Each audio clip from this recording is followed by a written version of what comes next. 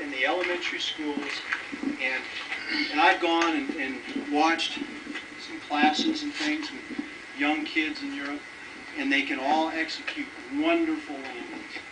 And you're going to absolutely, I guarantee you'll notice a big difference right away. Now, some of you may pick it up right away, and some of you may take a little while, but I guarantee if you spend some time practicing this, it'll make a big difference. I guarantee it will. All right. I think Coach was going over this before I got back over here. The ideal landing position, by definition, is that our heels are as far out in front of our center of mass as possible. Right? I mean, entering the sand. Okay? Now, I can do this, move my center of mass back, but if I do that, what's going to happen?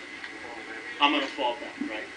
So in terms of the measurement of the jump, that's not going to work.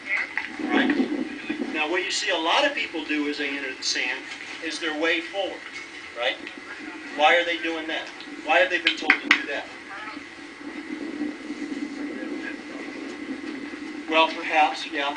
But probably the reason they've been told to do this is because of action-reaction. They've been told that if I take my upper body forward, it's going to help me to keep my legs extended longer. Okay? And so they get in this position as they enter the sand. Now, if I'm there, what's going to happen? If I'm here when I enter the sand?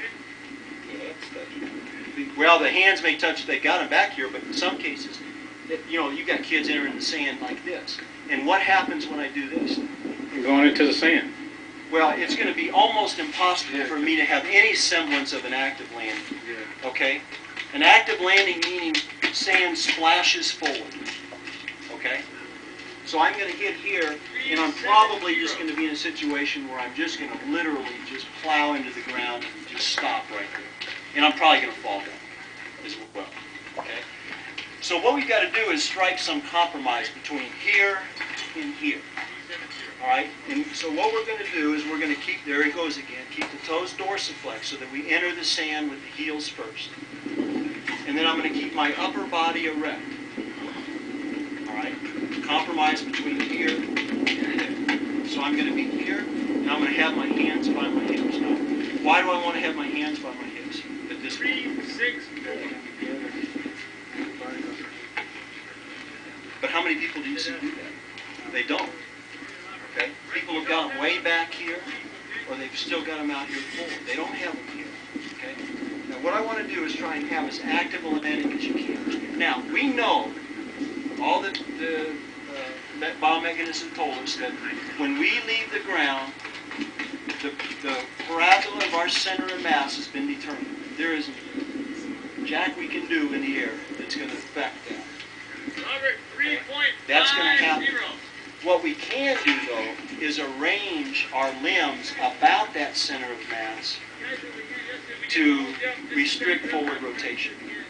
And that's why people who have time enough, and remember this, who have time enough in the air to execute those motions, hitch.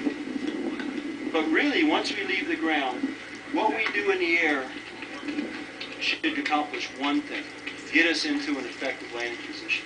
Because the reality is, and it's been proven over and over and over again in studies, the reality is that we're going to lose more distance by having a poor entry into the sand and combination entry and landing than we are by what we do in the air. Okay?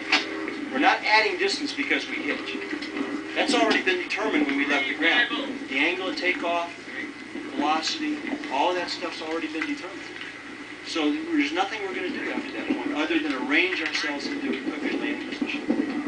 So we're going to, typically people will enter the sand with their heels closer to their center of mass. Why? Why would you do that?